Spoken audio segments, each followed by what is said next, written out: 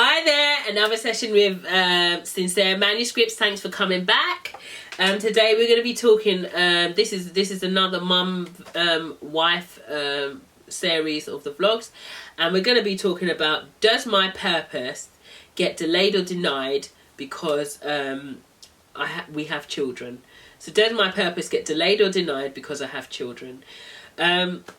I've spoken to mums in the past, and this is a topic that I don't feel that we've addressed in church. I've never heard this topic actually addressed in church, and it's something I think mums fear because, you know, we go to church and we have kids, and your perspective of church changes when you have kids, because it can't just be, oh, I'm going to church to worship with my eyes closed, you know, but you have kids and they're kind of running around, and you close your eyes and then someone's dropped something on the floor and you think, oh my goodness, when is children's church starting? I need to get my child out of here so I can actually spend some time worshipping with my brothers and sisters in church, and not be thinking, oh, you know, I've got to change a nappy, or I've got, you know, so your brain can be quite split in church.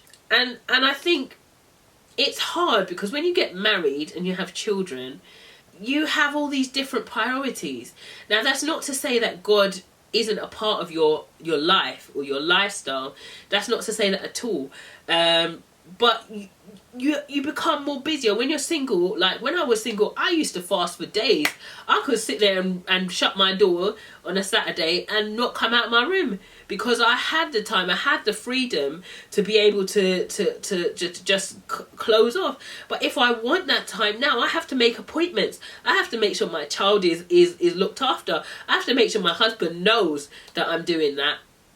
And just it can't just be impulsive like that. It has to be planned. So I have to find other ways of incorporating God into my day, which is a vlog that will be coming up. We'll be talking about how I do that. But yeah, I want to talk about this topic because I do notice that sometimes mums can feel guilty about the fact that the visions that they've had from even when before they've had children, like I've had like songs and things that I've loved to do that have had to take a back burner because I'm married and I've got children and I'm doing other things, and I'm in a different stage of my life, and I, you know, when I was doing this talk, I had to prayerfully like talk to God about this, because it is a big topic and it means a lot to people, because as much as we're doing all these different things, we do love God. Mums do love God and mums do want to have a relationship with God, but it's not always easy to do in the way that, you know, you've got to realign yourself to be able to do things and to make sure that your spiritual life is taken care of, your health is taken care of, your child is fine, your husband is fine. There's so much juggling going on that sometimes it can be quite difficult to find balance. So firstly, I'd like to highlight to you that your unique and God-given purpose is set out for you before you are even formed within your mother's womb. So let me just say that the things that you want to do, the things that you have in your heart, like even the song, like I said, I've got songs upon songs. I must have about 4 or 5 books full of songs. When I've got married and I've had children, I've stopped writing, haven't written as much. But that they're still there. Those things are still there. They're still formed and they're still there in the depths of my spirit for an appointed time. And I just want to leave you with Psalms 139 verse 5 and Jeremiah 1 verse 5 that really emphasizes that before you were born, like even though you're a mum, but before you were even thought of, God was thinking about you. God was thinking about what you would do when you come into this planet. So be encouraged by that. Also, it is seasonal. Like, you know, there's times where we have babies and everything stops. When you first have a baby, everything stops. You don't go nowhere. You're just focusing on trying to make sure this baby stays alive and healthy, you know. So that's the season you're in. You have to just embrace that and roll with it. And God is seeing that season. So you prayerfully embrace that season and say, God, you know, you see my heart. You know what I want to do. But I'm going to embrace this season.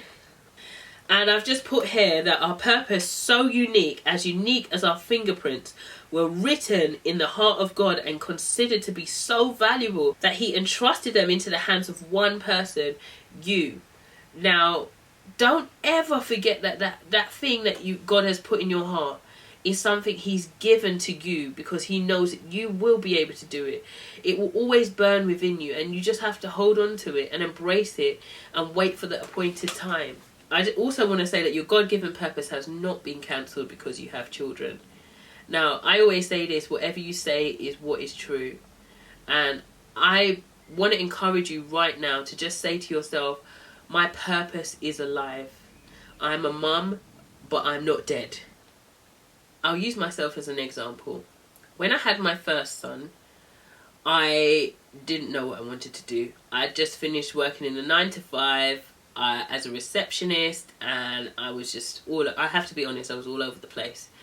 And I thought to myself, is this it? Like, not in the sense that I don't love being a mum, but am I just a mum? I feel like there's more, and I used to do so much, but I've stopped and I don't know what I should be doing.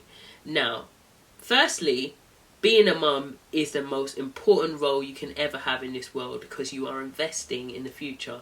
So, firstly, the realization that I was not just a mum hit me. But also, what stopped me from kind of getting depressed was I feel like God really downloaded the vision of Your Sincerely Sal and Sincere Manuscripts into my heart at that time, and it is still unfolding. There is so much more, and as I've stepped out, like, I felt like he gave me more, and he gave me more, and he gave me more, and there were points where I had to stop, because you got kids. You cannot leave your kids behind. They are your priority as a mother. Your kids are even more than your husband can take care of himself, but your kids will always be looking at you like, you need to help me, you need to fix it, you know. And so they will always be your priority, more than any other vision, more than any other ministry, because that is the biggest role, that is the biggest thing you can ever do. But yeah, I feel like as I went along that this vision came, and along with other things, there's other things that I do that is not on camera.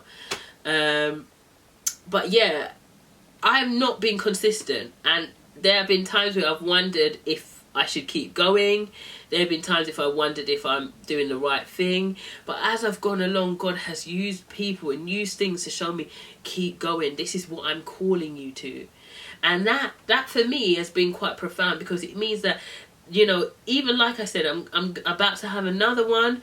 I'm at round 2. And there'll be times where I will stop. And I will think, you know what, maybe I shouldn't be doing this. But this is the nature of marriage, of being a mother, that those priorities, sometimes you have to put them above the other things that you're doing. I have to say this though, I was ready and I was open to the vision and the ideas that God had put into my heart. And I want to say to you, as a mum, as someone with children, that when you are ready, when you are willing to trust God enough with that vision, you will soar. But until then, you will always feel like it's not going to happen. And that's just because the onus is always on you. Like, God is not going to grab you by your hair or your neck or whatever and make you do something. It has to come from you. It has to come from within you. And the moment that I was open enough to take on those visions, the moment I was open enough to receive the things that God had planned, that purpose, that's when everything started to click into place. And it's still clicking into place. And I will continually embrace it. Yes, there'll be times, like I said, I will stop. But I'm not afraid of stopping now, because I know that God will always have that fire burning within me. And I just embrace that. So yeah, when you're ready to overcome the guilt of delaying, the self-doubt, the fear, the feelings of inadequacy, he will run with you. He's waiting for you, really. And that's the ultimate crux of what I'm saying, is that your purpose isn't dead because you're a mum. God's waiting on you when you are ready and when you can receive it, and when you are willing to make space and time in your life because that's simply what I do. People say, how do you do this? How do you do it? I make space and time in my life. Even now, as someone who's pregnant, don't think that I'm not having to make sacrifices. I'm making a sacrifice right now to get this done, because it is a priority as well. It is something I'm like, God, this is what I live for. I have to do this. And I have to be honest, I am a witness that he equips the called and not the other way around. He does not call the equipped. Sometimes we feel inadequate. Sometimes we feel like we can't do it. Sometimes we think, oh, you know, we can't make the time. You know, the kids, the schedules, the husband, this needs that, this, the ironing, the cook. You know, you will find a way, and God will show you how to streamline your time in a way whereby you will be able to fit those things in. Don't get me wrong, there are times where it's been overwhelming for me as well at times. And sometimes I misjudge things. Like I'll go out and do something, I'll hang out with a friend, and I'll think, oh my goodness, I've got so much work to do. What am I doing out here hanging out having cups of tea and coffee? But yeah, you learn as you go along, you evolve as you go along, and you adapt as you go along. So yeah, be encouraged.